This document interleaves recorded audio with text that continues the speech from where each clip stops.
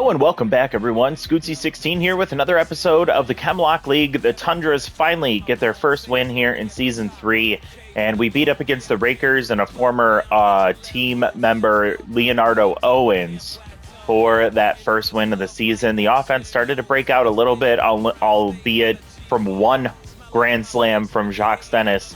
But I'm hoping that this is a turning point for us this season. We definitely have the talent to be successful. We just need to find some consistency. As you can see by Flip Bauer and Adriana Harrington's averages, right now it's not looking very consistent for us. It's going to be an interesting matchup, though, because we are going into a doubleheader against the team that knocked us out of the playoffs last year, the Chompers. We are at home here. This is an interesting lineup because we'll be having Nuevo Russo pitching against, what's his name? Derek Cantu. Both getting their first start, but the Chompers are one game behind us. So they're going to throw out their number 3 against our number 4, which means the second game of the doubleheader will be our number 1 versus their number 4.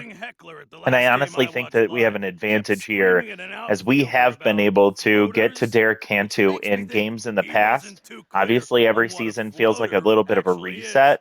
So we'll see if he has better luck against us this year. But I'm also a bit nervous about rolling out Russo, as we only saw him pitch once last year. He pitched well, but I don't know if that was kind of a flash in the pan or if he does have the talent to hold up as our number 4. If not, I don't know what our options are. We'll have to look at the free agent pool. If he doesn't look good here, might give him a second shot, especially if the team starts playing better. But yeah, I'm a bit nervous about this game. I think I'm feeling a little bit more confident about game 2, but we have to get through this one first. Lineup is set, so we're going to start with Rubio in the leadoff spot. Kramer goes to number 2, Price number 3, Jacques Dennis will sit at the number 4 spot. Lozano still starting. He'll be in the number 5 spot, followed by Flip Bauer at second base. Raiden Coleman will be getting the start at third base, as Christian Black is tense right now. And then we have Wedge Stevens at short and Adriana Harrington, who is slowly running out of time on this team. She'll be in left field in the number 9 spot, so she can find some footing. I would be really happy, but her leash is getting shorter and shorter as these games go on. We're going to use our standard home uniforms for this first matchup at the very least, and let's play ball. A couple of notes about the Chompers. They have a couple of rookies. We'll talk about them when they come up, but interestingly, I was looking at the team. They have 3 outfielders, 3 primary outfielders, and their only player that can play a backup outfield is their starting catcher, can play all 3 outfield positions. So if something happens to one of those outfielders, they're in a really tough spot. We'll see if anything comes up that's notable in this game. So Russo will go out to the mound. Gene Fitzpatrick, the DH, will come up locked in, batting .500 with 1 RBI, no home runs. And he starts with a pitch on the outside part of the plate, ball. That one misses low and away. And right down the middle, gets popped foul out of play. It's a 2-1 count. Like we said, Russo pitched for us 1 game at the end of the season last year. He didn't get a chance to pitch in the playoffs at all. He pitched really well for us. Just going by this at-bat alone, I don't feel very confident with how this game is going to go, as Fitzpatrick works the walk. And speaking of rookies, Addison Fair, a rookie this year at age 25. He's an A-. He's really solid here as a hitter. Tier 2 outside pitch. As a right fielder, he's a bit slower than I think you'd like to see in the corner there. He has a solid arm as well. This one's popped up into shallow center field.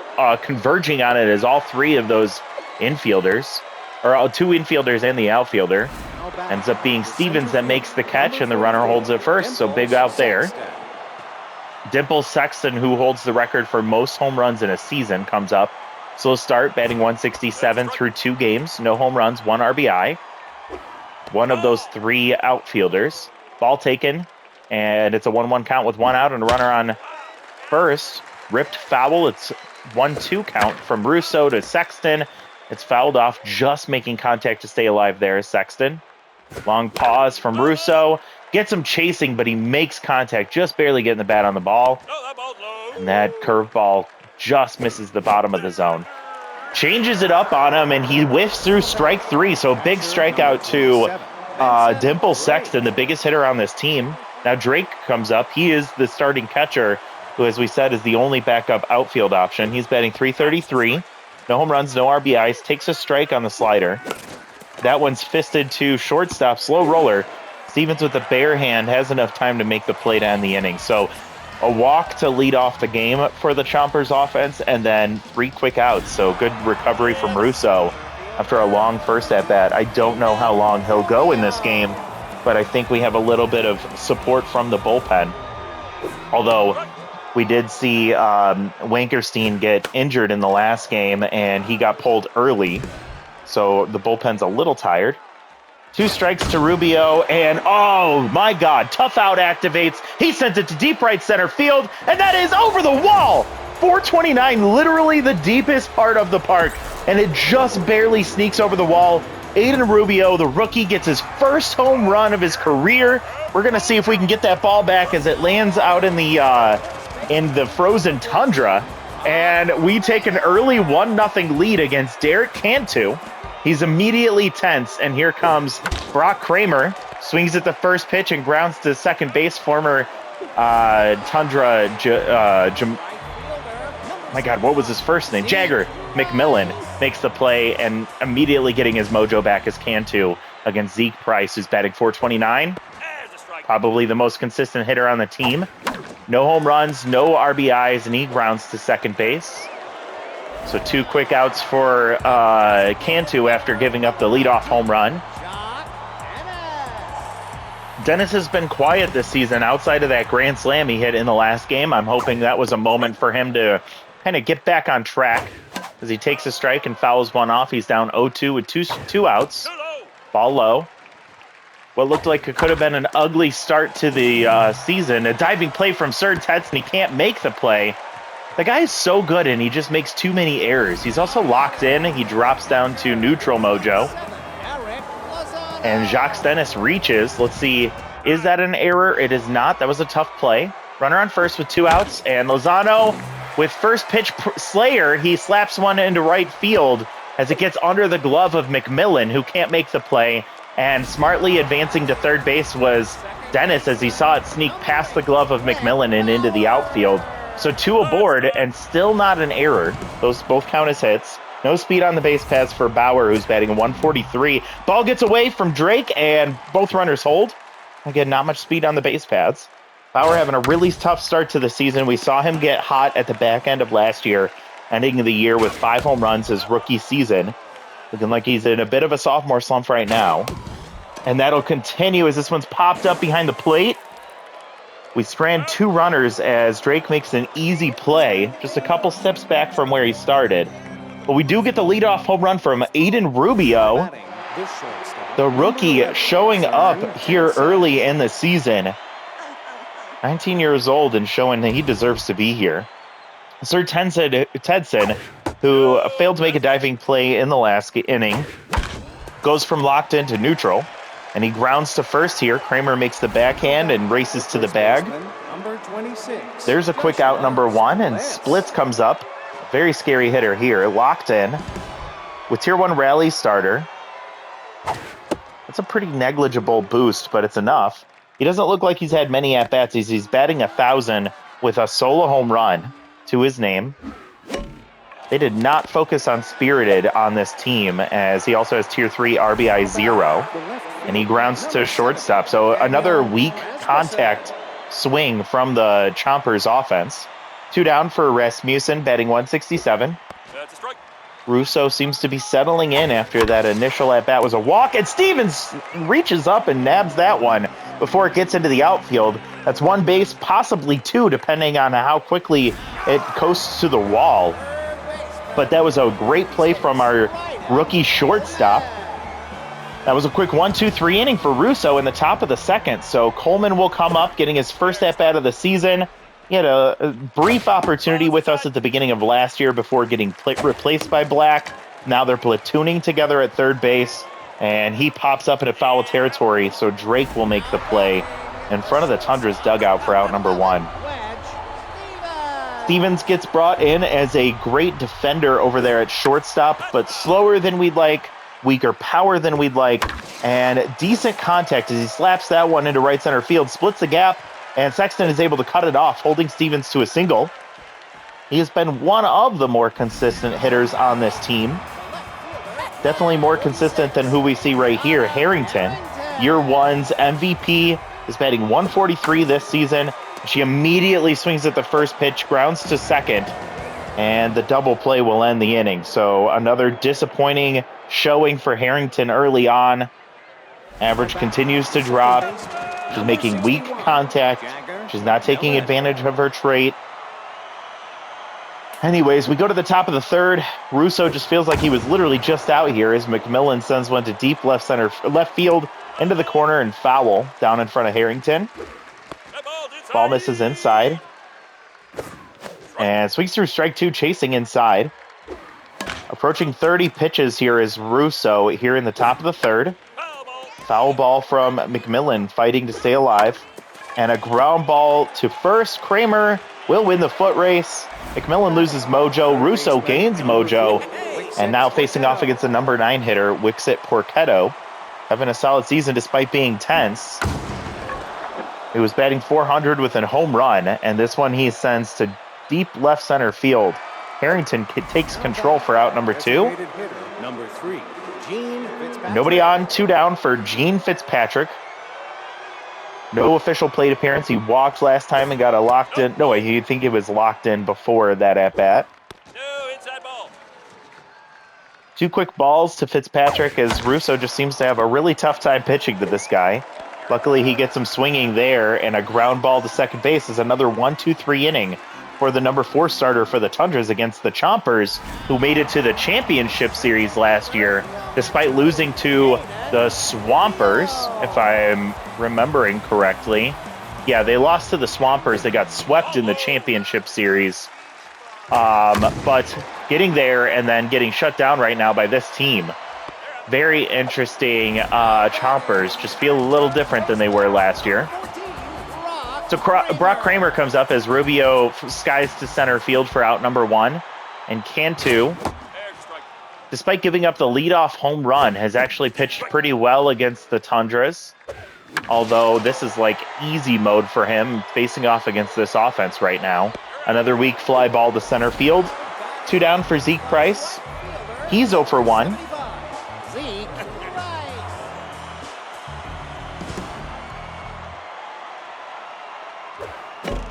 Price, awkward swing there as he nubs one foul down the third baseline. Chases another one. He's down 0-2. Ball misses high. Stays inside. 30 pitches for Cantu. And Zeke Price sends one down the left field line, but tailing foul. It does land in the stands. He had the distance there. Chases one, stays alive. Takes strike 3. Froze him on the curve. Zeke can't believe it. He's 0 for 2 today. Our number 3 hitter hasn't shown up for us just yet. But honestly, outside of that home run for Marubio to start the game, we really haven't seen anybody show up for us offensively yet. Thayer comes up. He's tense. Again, the rookie. I don't remember what he did. Nice diving play from Kramer, but it's foul. This time it goes the other way, and taking control of Stevens has the stronger arm, and he'll get the first out of the inning. Sexton struck out last time. Nobody on, 1 out. We're in a medium pressure as we're getting later in this ball game. Still only 1-0. Russo is locked in, and Stevens can't make the play. I think that's where the slow speed from the shortstop definitely backfires on you. He was in that in-between mode where a dive, he probably dives over it. If he doesn't dive, that's what happens. So a 1-out single. Decent speed on first, and Benson Drake comes up. He grounded out last time. A slow roller, and Russo only has 1 play. It's to first. Advances the runner to second with 2 outs for Serge Tedson. 0 for 1. Lost his mojo on a diving attempt back in like the first inning, I believe. Russo's still locked in. Has to be careful with the fastball. He gets it there, but he's late swinging. Takes strike 2. 2 strikes, 2 outs, and swings through strike 3. A 92-mile-an-hour fastball at the top of the zone. Definitely picks up a couple miles per hour when it's tailing up at the top of the zone like that, and Tedson swings right underneath it to end the inning. So another runner stranded. I think that's really the only the second runner allowed by Russo through 4 innings. We'd love a little bit of insurance here from Dennis, who slaps one up the middle, his second hit of the day. Last one got under the glove of Tedson, this time no doubt as it sneaks into center field.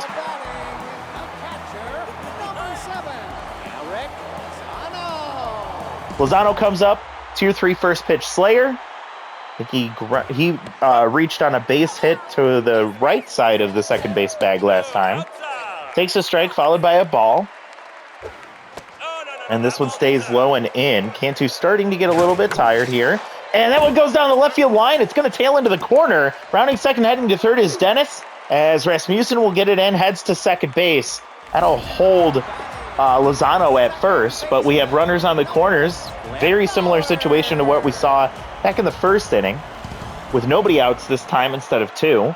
40th pitch on the way to Cantu, and is sent to deep left center field, and that is going to get down, reaches the wall, rattles around as Rasmussen comes up bare hands, rounding third and holding is Lozano, and it is a Flip Bauer double, scoring a run. We're now up 2-0, and we have 2 in scoring position with nobody out for Raiden Coleman. He popped up into foul territory down the first baseline last time up. See if he can get his first hit with us and his second go-round with the team. Pops one foul there. It's a 1-1 count. Infield is in. And slapped through the right side. It's going to score 1. Heading around third and will hold his Flip Bauer as he doesn't have the speed. Great throw from Fair in right field. But an RBI single from Raiden Coleman keeps the line moving. You can see some of the fans are starting to get a little restless here for the Chompers, that fans that made it up here to the Tundra. And the Tundra's fans getting really loud here. They know how much this means to them, as another base hit scores another run, and we're up 4-0 now. Wedge Stevens coming through with his second hit of the day. The offense starting to wake up, something we've seen against Derek Cantu. He's tense. We'll see what Harrington does. She looks foolish on strike 1. The changeup had her fooled. She takes strike 2. She gets to a tough out situation, which is activated. And she slaps one through the right side. So a runner will round third and hold, as Fair has a great arm even while tense. And Harrington has one of the few base hits we've seen over the last, I don't know, year. And now we'll see Derek Cantu get pulled for Chuck Drummond. I believe he was on the team last year. Drummond is locked in coming into this game, but he's also at half stamina, so he doesn't have a lot of gas in the tank. As Splits will go to first, or go home before going to first with the bases loaded. It's a ground ball double play. First, or I would say 3-2 to 3. And that's really unfortunate from the leadoff man who already has a home run today. And 2 in scoring position for Brock Kramer with 2 outs. I think he got a base hit last time. Or no, he's 0 for 2 today. Pops foul out of play. It's a 1-2 count. Come on, Kramer. Chases outside. He makes contact, stays alive. And chases outside. Strike 3. Drummond uses the little bit of juice he has in his arm to get that strikeout there and bail them out of the inning. It was bases loaded with nobody out. We had already scored 3 runs, and he's able to put a stop to the offensive onslaught from the Tundra's offense. It's 4-0 into the top of the 5th, and Splits is locked in. So is Russo. We'll see how long Russo can make it, as Splits sends one to center field and in a hurry. That one shoots through the infield. Great contact from the first baseman. And now he's on first with nobody out for Rasmussen, who's 0 for 1. We'll see if Russo still has that locked-in mojo, which he does. He's at 46 pitches. A ground ball double play would be really, really nice right now. Misses low, and it's 2-0. Good spot for Rasmussen, as he'll slap one into center field. He knew he had to hit the strike zone there. And that'll put 2 aboard with nobody out. McMillan comes up tense. He grounded out to first base, I believe, last time. We're in high pressure now. So clutch traits and choker traits will activate. And you'll see Quincy Healthy come in with both traits will activate here. Rally stopper and tier 3 clutch with a high pressure situation. I think this is the right time to bring in the rally stopper, as he's going to get a double play. Runner does advance to third base, but great job from Coleman to send it around the horn. It goes 5-4-3 for the double play, and Porchetto comes up. Rally stopper no longer activated, but still a high-pressure situation, so Clutch remains active for Healthy. Gets 2 quick strikes on the 0-2, and Porchetto swings through strike 3, well out of the zone above his head, and he still chases, and wow, Quincy Healthy, he must have been talking to the bullpen coaches and talking to the pitching coach. He did not have a great start to his career here with the Tundras, but he settled in so nicely, and he has been wonderful for us since the back half of last year. Naya Mayo, who you just saw come in, is a rookie this year. She is 27 years old. She has the Tier 3 Elite changeup. Not a lot of action on her pitches, but, you know, if we don't swing at them, it doesn't matter. She does have great accuracy, and she did place that one right in the corner of the strike zone for strike 3 looking. So 1 out, and Dennis comes up. It'll be a strike at the bottom of the zone. Chases strike 2. And fouls 1 off. Staying alive. This is the first opportunity Mayo has had as a rookie. So we'll see how she does against a rival. And Dennis sends one to deep center field, but it is going to hang up for Sexton. Great contact, and just cannot do anything with it. So Lozano's 2 for 2 with 2 singles. I think he's scored once. First pitch Slayer is taken for a ball. It's a trait that I don't find very valuable for the sim. I'd love to hear your thoughts on the first pitch Slayer and prayer traits, as I just don't think the simulated players understand how to use it. Let me know if it's something that you've been able to leverage effectively when you're actually playing, or you've seen success through the sim. As Lozano rips one down the right field line, that one's tailing, and it hits the foul pole. A home run for Eric Lozano, his first with the Tundras, as he puts that one 384. Gets a mojo boost on the solo shot to the deep Tundras of Stade Royale, and we extend our lead against the rookie. That's where the experience becomes incredibly valuable. Now Flip Bauer will come up. He had a double last time. Double scored a run. His first RBI of the year. Gets a gift of a strike there. Checks and holds on ball 1. It's a 1-2 count. Chases strike 3 way inside on the slider. Mayo, good recovery after the home run, but we do get to add one, a little insurance here. Heading into the top of the 6th, we are going to see 1, 2, 3 hitters for the Chompers, but we're up 5-0. So we do have a cushion, but I'd really love a quick 1, 2, 3 inning for Healthy here. First pitch misses away. Strike tails into the strike zone from the right side. And wow, Fitzpatrick sends one to deep left center field, and that's well out of here into the stands. The Chompers get one back. 1 for 1 on the home run in the last half inning. And his first home run of the year was 436, his second RBI of the season. And you just hope that this doesn't start building a rally for the Chompers, excuse me.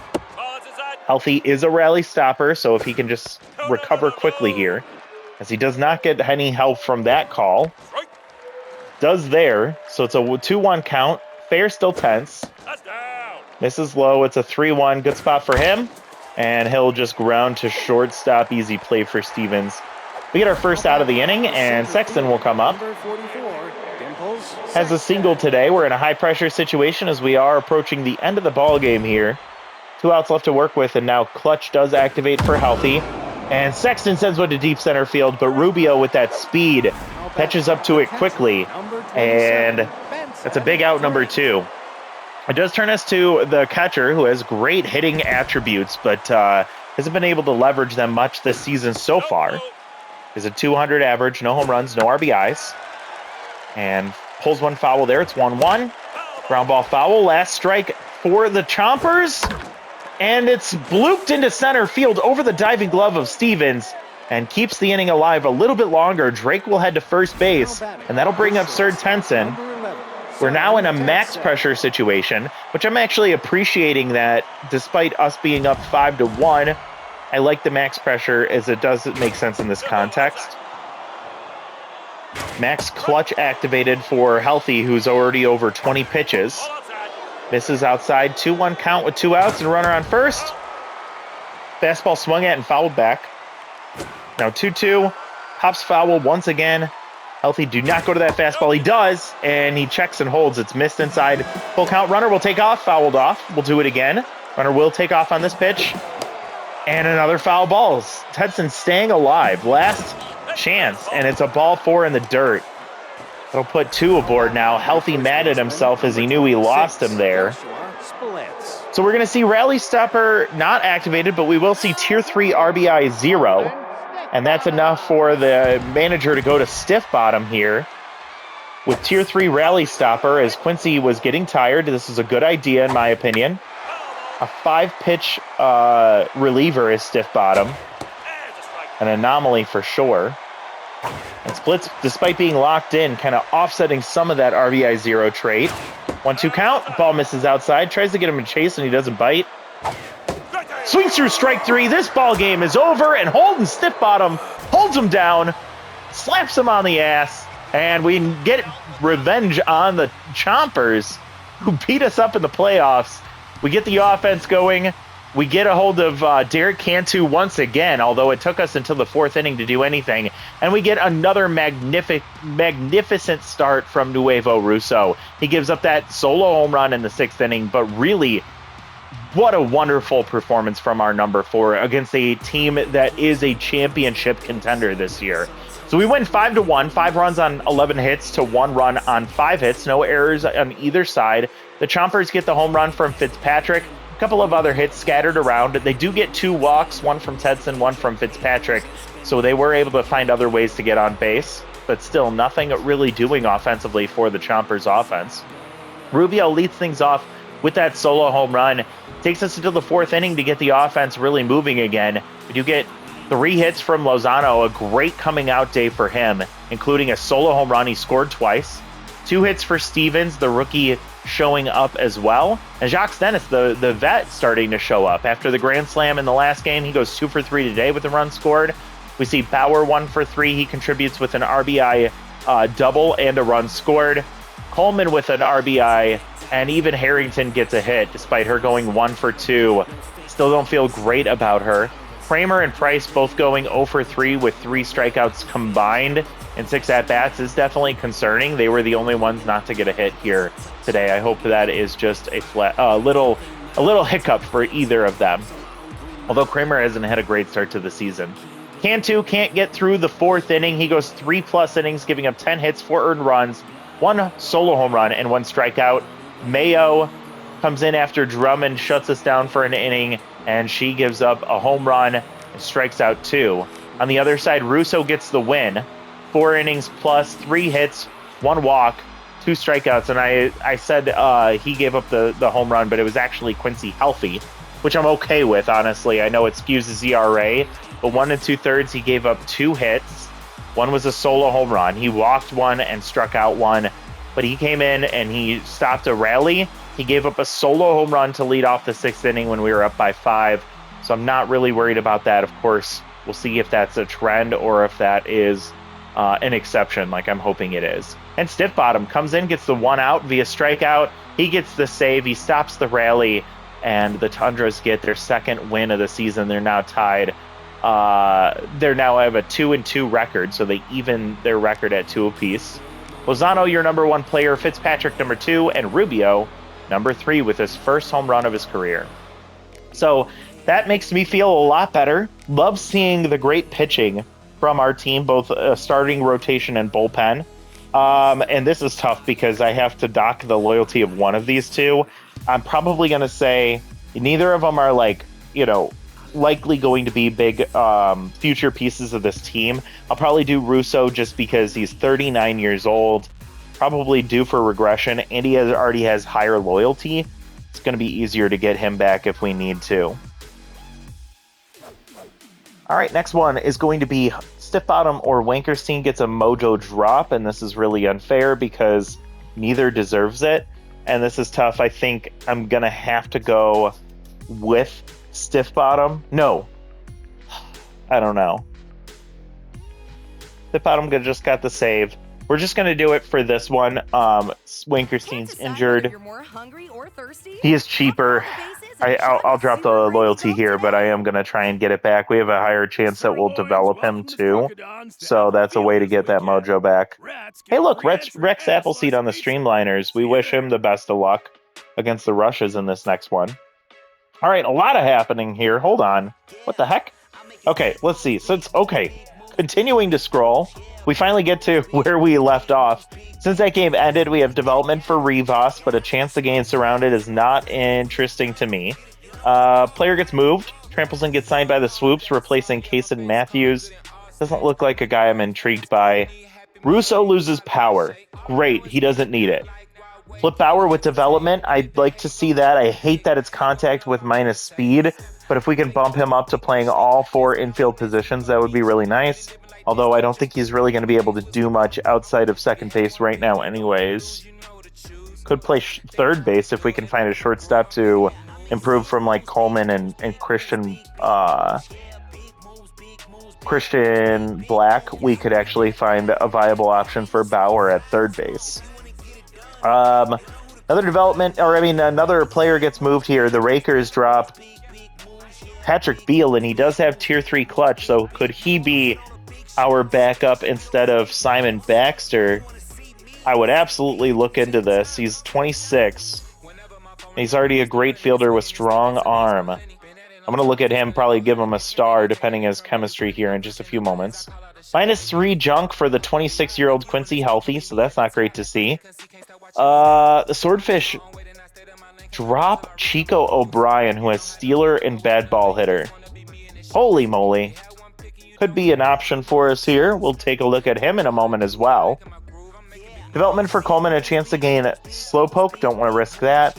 +6 junk for Wankerstein, so he's developing naturally as a rookie. Black gains 4 power. Love to see that. Healthy gets accuracy. Nash loses accuracy at 29, and Jacques Dennis loses 13 arm. Good news. He doesn't really need to worry about that as our primary DH and a first baseman if he's not DHing. All right, let's see what development looks like here, and then we'll check the free agent pool. So definitely not doing this for Kramer. Don't think we need this for Coleman. He's 28. I don't think he's a guy I want to develop. Rubio to get +2 fielding is kind of a waste. I want to save some of those dollars for other opportunities. +4 contact, so it'll boost him up to 99 max. He loses 1 speed, which isn't much, but like we talked about, the value of him getting all 4 infield positions is really nice. Rivas, don't want to risk this, and it would actually drop his accuracy, which I'm not interested in risking. And then a chance for Zeke Price to lose fastball hitter is worth it to get the speed and contact boost. He's got already elite fielding, so we can afford losing that. This was one I was already talking about doing after this game anyway. So let's start here. Zeke Price, 3 contact, 1 speed, -2 fielding. So let's see if we can get a couple of bonuses and hopefully even avoid losing fastball hitter. Although if he does, I think it'll be an easy recovery to find something else for him at 21 years old. So we get the boost there, -2 fielding. Doesn't get the bonus 5 contact. Can we get a boost in speed? He won't get that either. Will he lose fastball hitter? He does not. Okay, so not a ton going on here for him, but he does slowly get a little bit better and inching closer to that S tier rating. I wonder how close he is to getting that boost. I'll wait 1 game just to get that boost for Flip Bauer, because I don't think this is time sensitive, and the rest of these I'm fine with getting replaced, as Brock Kramer somehow is still here. All right, wanted to check out those couple of players that we just saw get added to the free agent pool. The first was Patrick Beal. He's competitive, so this is an option for us. And actually, is he the same as... Yep, he is the same as Simon Baxter. So the good news is we can just 1-for-1 him. We don't have to make a corresponding move. Baxter, at whatever age he is just so close. Yeah, 39 years old. So close to just a terrible regression hit. Love having cannon arm, but that 27 fielding is so scary, and he's not likely to hit very well, which means if he does play, he's more inclined to see a drop in that mojo, which means his fielding gets that much worse. So I'm going to put a star on Beal. His evaluation is 4.4. Might get us tight in the budget here, but I'm willing to spend a little bit extra to lose development in a year that I feel like we really need to make sure we capitalize and find a way to win a ball game. Interestingly, we are getting to a point where Adriana Harrington may be at a point where we can't afford to keep her here. Trade-ins welcome. If we were to make this move, it would have to require a corresponding move to get rid of a crafty player. And unfortunately, I mean, we could get rid of Ezra Wong at the bottom of our rotation. I mean, at the bottom of our bullpen. See, the thing is, it's so hard for me to justify getting rid of Adriana. She's also 26. Tough Out is so good, and I just think that she's just going to run into a stretch where she goes on a tear. To replace Harrington with Jean Grey, which I love the name, would save us a ton of money, but we would also go up 10 years in age. We would drop a ton of speed, and we're already a really slow team, so that also makes me really nervous. We lose a little bit of power and contact, but we would get that back in spades with the tier 3 bad ball hitter, and we have a better fielder in Gray, but again, much, much slower. Could we go for something like replacing Get Wrecked with Jean Grey? I don't like this idea either, although is again a money saver. This way Gray can platoon with Harrington, but I just think Get Wrecked has so much value to us as a bench option for sure, as he has the ability to play all fielding positions outside of catcher. And the tier 3 clutch means he's even more valuable late in games. I just want that contact rating to go up because it is such an eyesore, and it's caused so much issues for him early in his career. So I mean, I'll keep watching him, but I just don't feel good about making that move right now. The other guy we were looking at, excuse me, Chico O'Brien can play both outfield positions, good speed, great arm, weak fielder, so if he's not playing right field, he's a liability. Solid contact and low power, but again, bad ball hitter offsets that. Tier 3 stealer, so that 67 speed just gets that much better if he can reach base. I'm just going to put a watch on him for now. It's not a move I'll plan to make right away, but I am curious to see if he's a guy that we could maybe lean on going forward. This is an interesting combination if I was doing disciplined and scholarly, but definitely not something that we would look at for this team. And then Ruben Baldwin's still out here. I'm going to put a star on him too. Cannon arm and left power versus, or contact versus lefties is interesting. He's really cheap too. Yeah, that's tough. If we were to go the route of replacing Ezra Wong with any of these crafty moves, is there a viable option in the bullpen? Well, we could replace him with... Yeah, we would need a spirited for a crafty. Yeah. So if we were to bring in someone like Lila Grayweather, again, we wouldn't want to have her come in. But if she did, she'd have a four seam and a curveball. She would also have tier 3 reverse splits against all lefties and switch hitters. There is Sergio Palacios, who's 29 and is fine, but not really good at all. And that's literally it for options in the infield. Or, I mean, for the bullpen. Hooper, where did you come from? How did I miss you? Reverse splits and rally stopper. She's disciplined, which is really the biggest issue here. Who do we have? Oh yeah, Lozano. So we definitely couldn't make that move unless we were getting rid of our starting catcher. So that's where I think we will lead things off. We just finished game 4. We'll sim ahead to our next game. We're one game behind the Foresters. They swept us. They seem like a really competitive team this year. We're seeing some regression hit some of our players, which is concerning, but not significant regression. And next time out, it's going to be game 2 of the doubleheader. As you know, I typically try and get these lined up so that the second video drops shortly after the first video ends. So again, keep your eye out for game 2 video coming out shortly after this video ends. And let's set the lineup.